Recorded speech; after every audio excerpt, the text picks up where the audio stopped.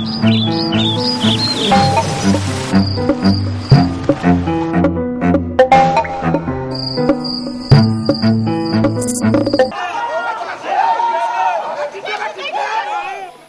April 2007, news of the planned giveaway of Mabira Forest to the Meta Group that owns Lugazi-based Sugar Corporation of Uganda Limited's call to expand its sugarcane acreage drew protests that led to the death of 3 people and many more were injured.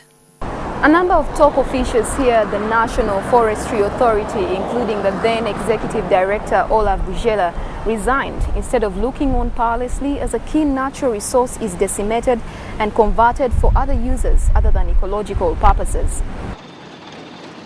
After the dust had settled, local researchers sought to identify the options. They found that in the short term, it would be very beneficial for sugarcane to be grown here rather than maintaining the forest. But in the long run, the general benefits from the forest and its ecological uses far exceeded those of sugarcane planting. Do we need to re-examine and understand these forests and see what value do they bring in this world? Because Europeans lost the forests. They are very rich. But now they are turning back to medicinal, herbal medicine. Where do you get these herbs from? From these trees. After an intense campaign by conservationists and some politicians against the Mabira giveaway, then Finance Minister Dr. Ezra Suruma announced at a dinner that government had shelved the giveaway plan. He said government was now committed to conserving the forest and that there was alternative land elsewhere suitable for sugarcane growing. Indeed, in a 12-page memo prepared by the Water and Environment Ministry dated 10th April 2007, Cabinet was told that by cutting down Mabira, Uganda would lose a unique ecosystem, leading to increased soil erosion, unpredictable changes in temperatures, and a significant loss of foreign exchange from ecotourism. The experts also said the water retention capacity of the forest soil would be hugely compromised. Now, 4 years later, these scientific arguments have not changed, but new plans are afoot to give away 7,100 hectares of the 32,000 hectares of the forest land. The only change is that sugar has become scarce nationwide, and Skoll again wants more land to plant more sugarcane. Because this sugar plantation should expand, as they had planned, by getting the land, the degraded forest land they had wanted.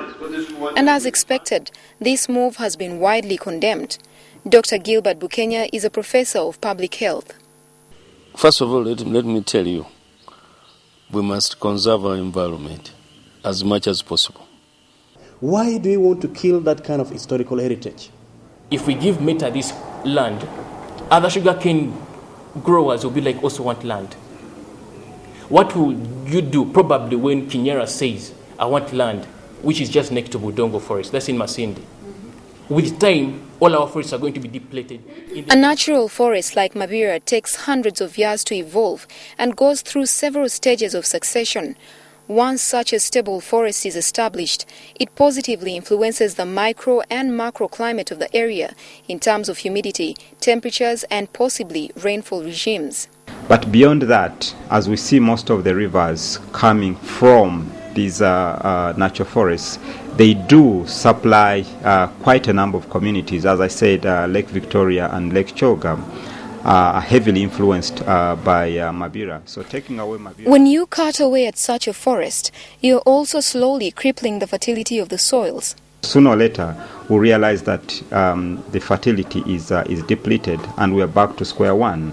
Uganda is one of the least prepared countries in mitigating and adapting to the effects of climate change.